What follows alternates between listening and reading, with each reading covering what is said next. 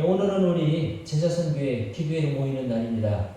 전 세계에 흩어져 있는 선교사님들, 목사님들 환영합니다. 그리고 이 자리에 들어온 우리 제자선교회 간사님들, 그리고 또 우리 형제 자매님들, 우리 사역자들 환영합니다. 오늘은 특별히 우리 일산에 계신 목사님들과 함께 이 기도회를 진행하게 되었습니다. 우리 일산에 계신 목사님들은 매주 월요일마다 저녁에 모여서 이렇게 뜨겁게 기도를 하고 있는데, 오늘은 우리 일산 목사님들과 또 우리 제자선교회 우리 모든 지체들이 합동으로 같이 기도회를 하게 되었습니다. 감사드립니다. 오늘 성경 말씀은 사도행전 8장 9장이 되겠습니다. 사도행전 8장 1절 2절만 봉독하도록 하겠습니다. 사울은 그가 죽임당함을 마땅히 여기더라. 그날에 예루살렘에 있는 교회에 큰 박해가 있어 사도 외에는 다 유대와 사마리아 모든 땅으로 흩어지니라. 포스토 코로나에 나타날 현상들이라고 하는 제목을 가지고 오늘 본문을 중심으로 같이 말씀을 나누도록 하겠습니다. 사도행전 8장은 예루살렘에 나타난 핍박과 그 이후에 나타나는 여러 가지 현상을 보여주고 있습니다. 1절에 보니까 교회에 큰 박해가 있어 라는 말이 나옵니다.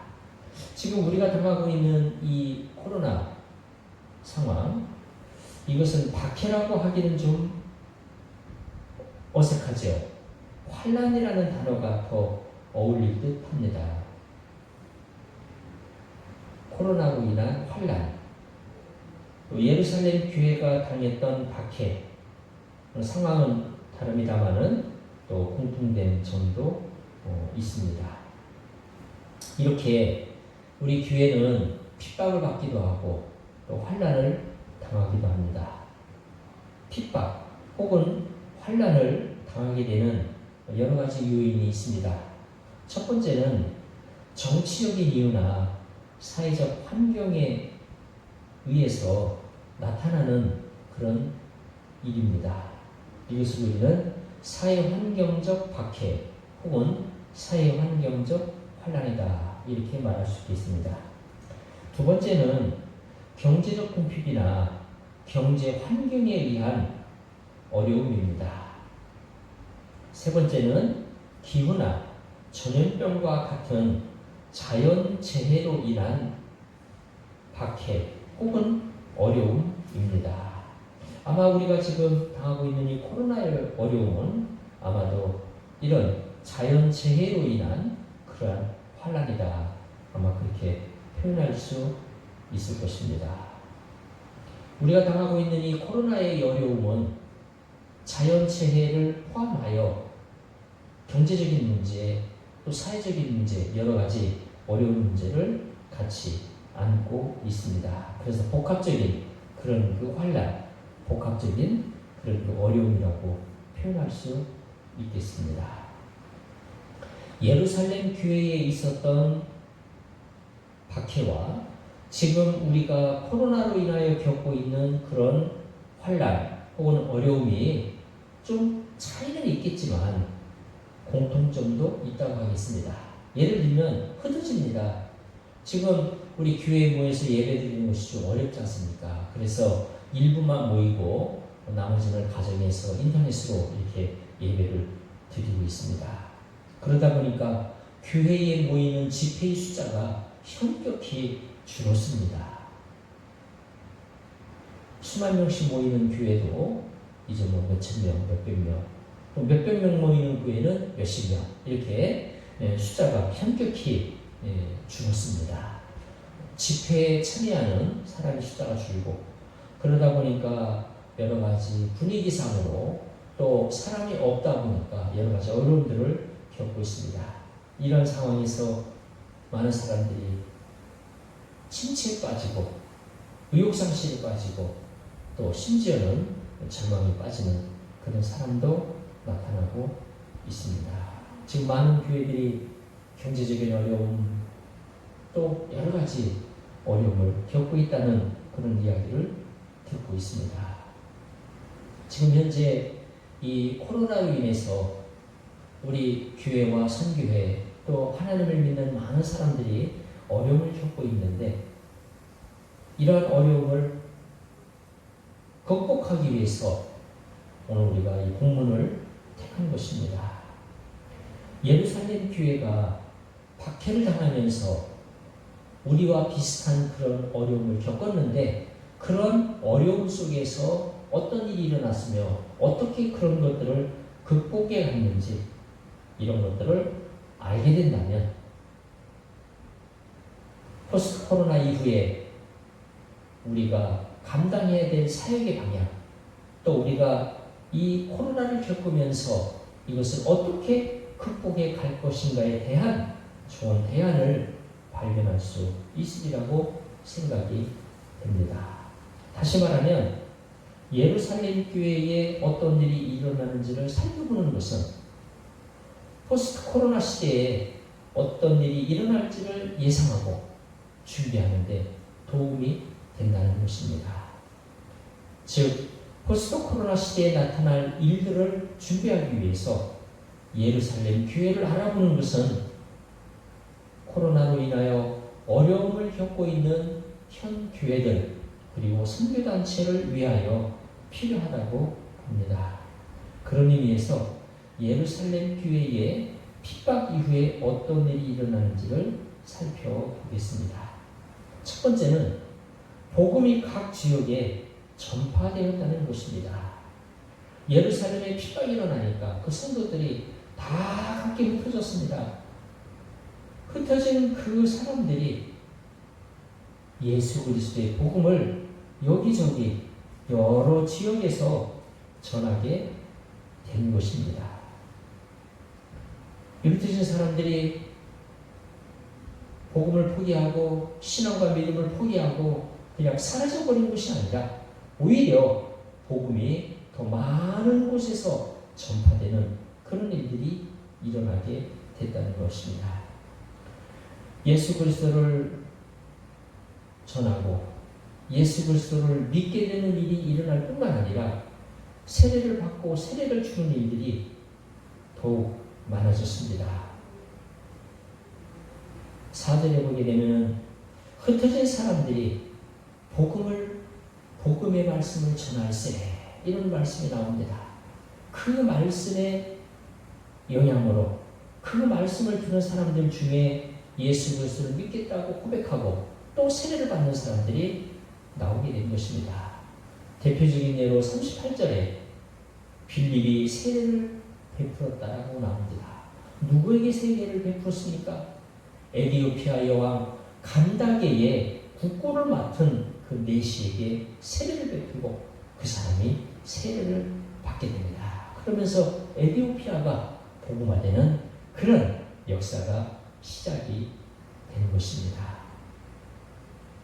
둘째는 성령의 인도를 받는 일들이 부쩍 늘었다는 것입니다. 특별히 성령의 능력과 말씀의 권능이 나타나는 현상이 늘어났다는 것입니다. 6절에 보면은 표적을 행하는 일들이 나타납니다. 7절에 보면은 귀신들이 나가는 역사가 나타납니다. 그래서 중풍병자가 낫고 못 걷는 사람이 걷게 되는 그런 역사가 나타나게 됩니다. 이렇게 성령의 능력, 성령의 권능이 나타나는 그런 일들이 생겼습니다. 뿐만 아니라 하나님의 음성을 듣는, 성령의 음성을 듣는 그런 일들이 나타납니다.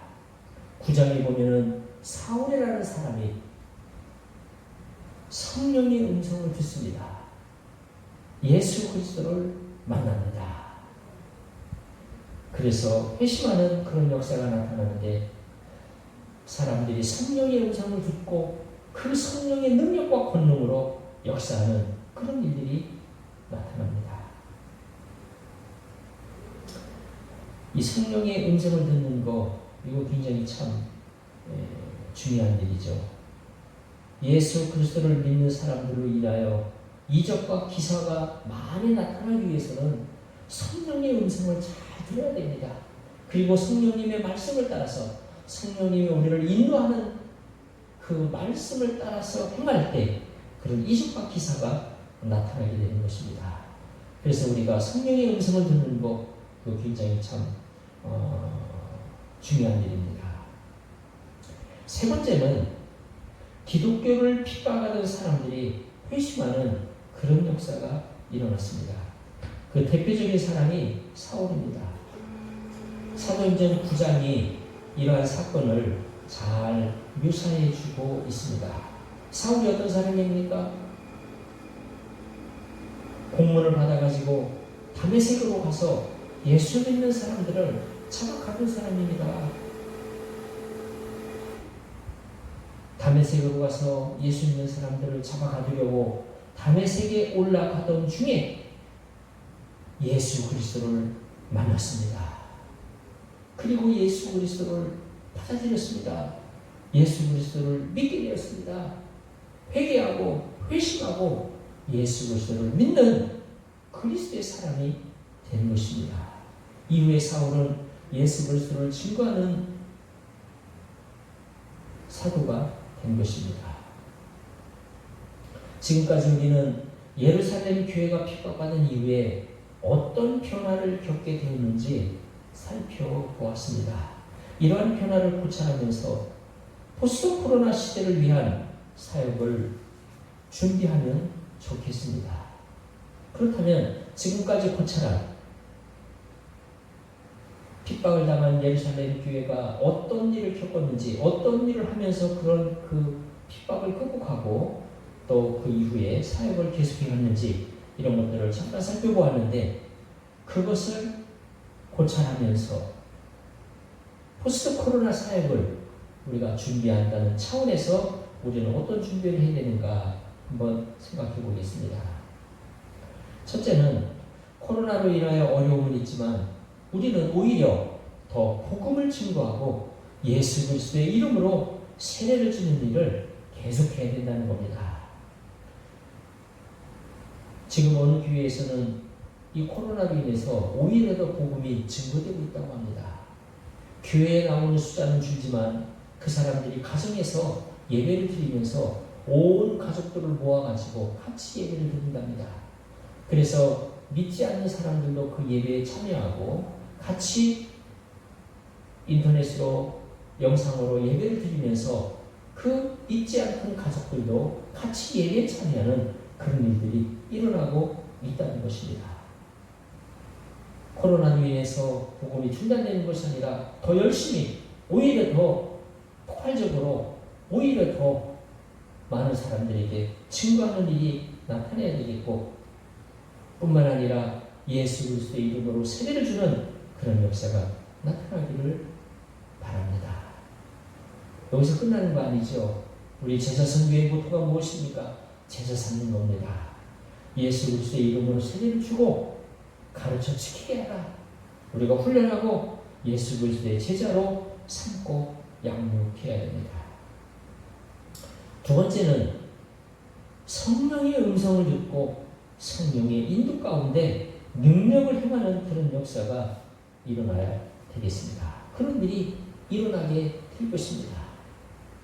성령의 음성에 귀를 기울이고 우리 안에 계신 성령이 어떻게 말씀하시는지 예민하게 듣고 잘 분별하여 인도를 받는다면 그런 역사가 일어나게 되어 있습니다. 성령의 음성을 듣지 못하기 때문에 성령님께서 우리에게 말씀을 주시지만 우리가 그 말씀을 듣지 못하고 따르지 않기 때문에 그런 역사가 일어나지 않는 것입니다. 성령의 음성을 잘 듣고 그대로 우리가 100% 순종하기만 한다면 성령의 능력, 성령의 권능은 나타날 수밖에 없는 것입니다. 성령의 음성을 잘 듣는 것으로 알려진 분이 YWAM의 창시자 로렌 커닝햄입니다. 이 로렌 커닝햄이 성령의 음성을 듣는 것을 강조하고 YM에서 그러한 가르침을 많이 강조했는데 이 일은 그의 부모로부터 물려받은 일입니다. 로렌 커닝햄이 어렸을 적에 부모님으로부터 물건을 사오라고 $10를 받아가지고 가게로 가다가 그 바람에 돈을 날려버린 거예요. 그래가지고 이 로렌이 부모님께 다시 오면서 걱정을 했어요. 내가 이제 혼나겠구나.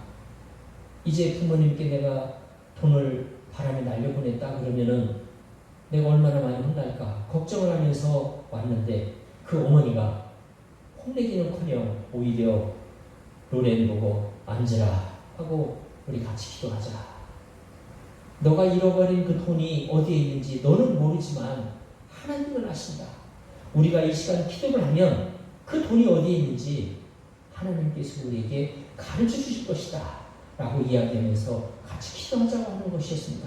이 로렌은 놀랬죠. 혼날 줄 알았는데 혼나지 않고 오히려 같이 기도하면서 그 돈이 어디에 있는지를 하나님께 물어보자고 기도를 했던 것입니다. 그때 이 어머니가 지금 기도를 하는 중에 그 돈이 가시덤불 옆에 있다고 가르쳐 주셨다. 말씀해 주셨다라고 이야기하면서 가시덤불로 가보라고 이야기를 하는 겁니다. 그래서 로렌이 그 덤불로 가서 보니까 정말 거기에 돈이 있는 거예요. 그래서 이 로렌은 그때 어릴 때 아주 그런 신선한 충격을 받으면서 하나님의 음성은 듣는 거구나. 하나님께서는 우리에게 말씀을 주시는구나. 우리에게 말씀을 하시는구나. 그것을 알게 된 것입니다. 이제 우리 코로나 시대 이후에 포스트 코로나 사역을 위해서 이게 하나님의 음성을 듣는 그런 일들 위해서 기도하고 또 그 음성을 듣고 순종하면서 우리가 사역을 감당하는 그런 축복과 은혜가 넘치기를 기원합니다. 세 번째는 바울이 회심하여 그리스도의 사도하는 것처럼 우리도 온전히 회개하고 온전히 하나님의 뜻에 따르는 그런 변화가 일어나야 되겠습니다. 아마 우리 중에 어떤 분은 아이고 우리가 하나님께 불순종하는 게 뭐가 있냐, 우리가 특별히 하나님 앞에 회개할 것이 뭐 그렇게 있느냐라고 이야기하는 분이 있을 수도 있습니다. 사실 사울도 자기 생각에는 회개할 것이 없었던 사람이에요. 왜냐하면 하나님을 위해서, 하나님이 기뻐하는 일을 위해서 열심히 그 일을 했던 거거든요. 그런데 사실은 어떠했던 겁니까? 바울이 자기 생각에는, 바울이 아니죠, 사울이었죠. 그때 당시에는 사울이 자기 생각에는 하나님을 위한다는 생각을 가지고, 하나님이 기뻐할 거라는 생각을 가지고 공문을 받아가지고 다메섹으로 갔지만 그러나 방향이 잘못됐죠. 그건 자기 생각이었고 하나님의 뜻은 아니었던 겁니다. 이와 마찬가지로 우리도 하나님을 좀 위한다는 생각으로, 하나님을 위한다는 내 생각으로 무언가 열심히 하고 또 나가고 있지만 혹시 그것이 하나님 뜻이 아니라면 어떻게 되는 겁니까? 바꿔야 되겠죠. 돌아서야 되겠죠. 방향을 바꿔야 됩니다. 그러므로 우리는 우리가 하고 있는 모든 일들이, 우리가 지금 가고 있는 모든 방향들이 과연 맞는 것인지, 잘하고 있는 것인지 겸허하게 하나님 앞에 무릎 꿇고 기도하면서 검증을 해야 된다는 것입니다. 사울이 사울로 있을 때 하나님의 뜻이 무엇인지 몰랐던 것처럼 우리도 그럴 수 있다는 생각을 가지고 겸허하게 하나님 앞에 무릎 꿇는 그런 역사가 이 기회 가운데 나타나야 될 것입니다. 사울이 회심한 사건은 사도행전 9장과 22장에 자세히 나타나 있습니다. 22장을 보게 되면 사울이 하나님 앞에 엎드려져서 외칩니다. 내가 무엇을 하리까? 내가 무엇을 하리까? 화시라이도 라고 기도합니다. 하나님, 이제 그럼 내가 이제 무엇을 해야 됩니까? 내가 지금 하고 있는 일이 잘못되었다면, 내가 가고 있는 방향이 잘못되었다면 이제 무엇을 해야 됩니까? 어떤 것을 해야 됩니까? 라고 외쳤습니다. 오늘 우리가 하나님 앞에 나아가 오늘 이 기도의 가운데 하나님 앞에 나아가 우리는 외쳐야 될 겁니다. 사도행전 22장 10절에 사울이 하나님 앞에 부르짖었다는 것처럼 What shall I do? My Lord, what shall I do? 라고 기도했던 것처럼 우리도 하나님 무엇을 해야 됩니까? 우리가 무엇을 해야 됩니까? 라고 기도하면서 하나님 앞에 나아가야 되겠습니다. 오늘 같이 나누는 이 말씀을 중심으로 오늘 같이 기도하시면서 하나님 앞에 나아가는 그런 은혜와 축복이 있기를 기원합니다.